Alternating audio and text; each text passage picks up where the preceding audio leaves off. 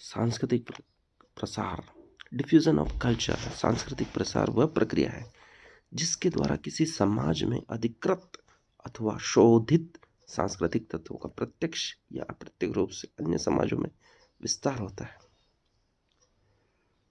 सांस्कृतिक प्रसार वह प्रक्रिया है जिसके द्वारा किसी समाज में अधिकृत अथवा शोधित सांस्कृतिक तत्वों का प्रत्यक्ष या अप्रत्यक्ष रूप से अन्य समाजों में विस्तार होता है। वे क्या कहलाते हैं? सांस्कृतिक प्रसार।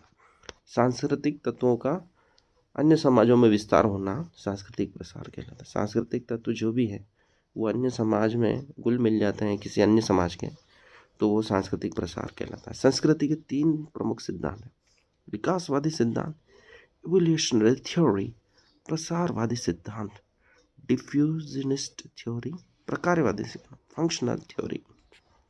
सांस्कृतिक सापेक्षवाद, कल्चरल रिलेटिविज्म। सांस्कृतिक सापेक्षवाद का अर्थ है विभिन्न संस्कृतियों का पाया जाना।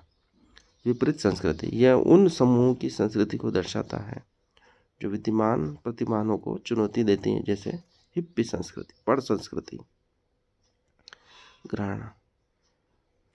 विपरीत संस्कृति को कॉन्ट्रा कल्चर भी कहते हैं। पर संस्कृति ग्रहण को एग्रुलेशन कहते हैं। इसका प्रभाव 2 रूपों में, व्यक्ति पर प्रभाव और संपर्क में आने वाली संस्कृतियों पर प्रभाव। व्यक्ति पर खुद पे प्रभाव और संपर्क में दूसरी आने वाली संस्कृतियों पर भी प्रभाव पड़ता है। व्यक्ति पर भी प्रभाव पड़ता है, संस्कृति पर भी पड़ता है।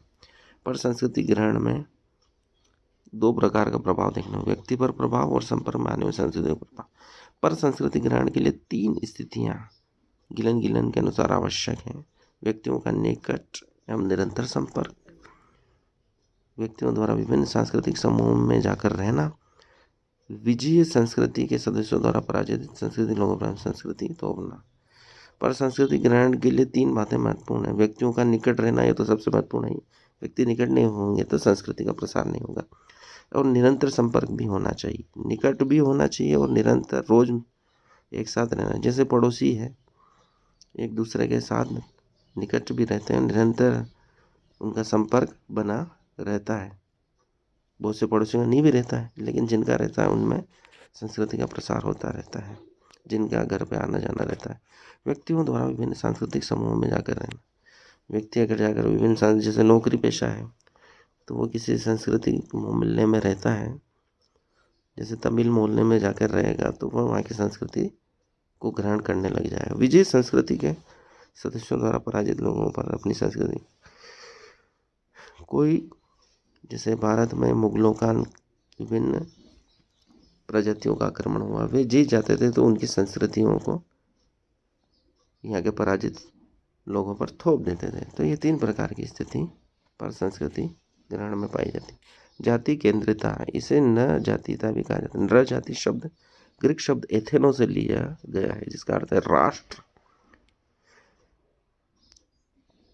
नर जाति का अर्थ है आज एक ही राष्ट्र में कई समूहों के सहअस्तित्व के लिए किया जाता है। इसका अर्थ है ऐसे लोगों का समूह है जिन्हें उनकी जाति, प्रजाति, भाषा और संस्कृति के दूसरे पक्षों से संबंधित विशेषताओं के आधार पर अलग किया जाता है।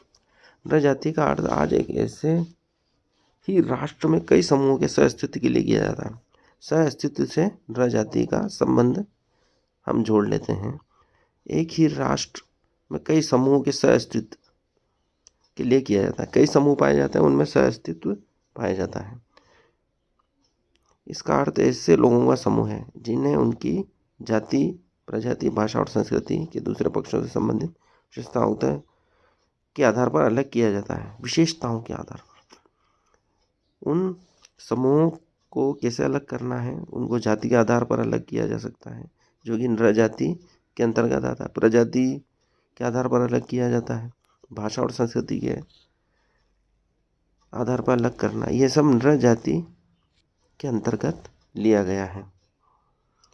जाति, प्रजाति, भाषा और संस्कृति 4 तरीकों से उन्हें अलग करके नर जाति के अंतर्गत अध्ययन किया जाए। नर जाति समूह वह समूह है जिसके सदस्यों में उपजाति, जाति, प्रजाति, सामान्य भाषा, धर्म, क्षेत्र, रीति रिवाज, धार्मिक विश्वास आदि के आधार पर अपने को अन्य दूसरों से अलग मानते हैं।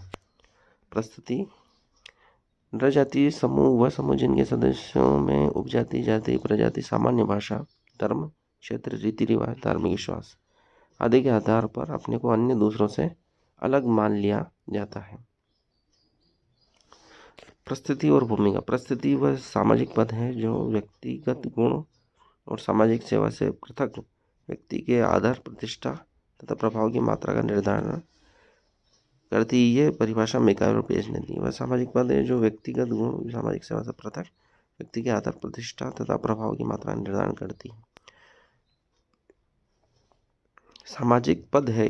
परिस्थिति क्या है? सामाजिक पद है जो व्यक्तिगत गुण, सामाजिक सेवा से पृथक व्यक्ति के आदर, प्रतिष्ठा तथा प्रभाव की मात्रा का निर्धारण करता है, जो उसकी स्थिति का निर्धारण करता है, वो परिस्थिति कहलाता है। एक प्रकार से परिस्थिति सामाजिक पद है, या तो वो खुद अर्जित करता है या वो समाज उसे देता है। परिस्थिति के अनुकूल भूमिका के निर्वाह की स्थिति को संतुलन कहते हैं। वो अनुकूल भूमिका को हम रोल कहेंगे समाजशास्त्र में। अगर परिस्थिति के अनुकूल भूमिका निभाता है तो वो संतुलन कहला रहा है। प्रत्येक व्यक्ति की समाज में एक साथ अनेक परिस्थितियाँ होती हैं, लेकिन किसी एक ही परिस्थिति द्वारा समाज में जाना है। व्यक्ति की समाज में एक साथ अनेक परिस्थितियाँ हो सकती है, लेकिन समाज उसको एक ही परिस्थिति द्वारा जानता है। धन्यवाद। आज के लिए इतना ही।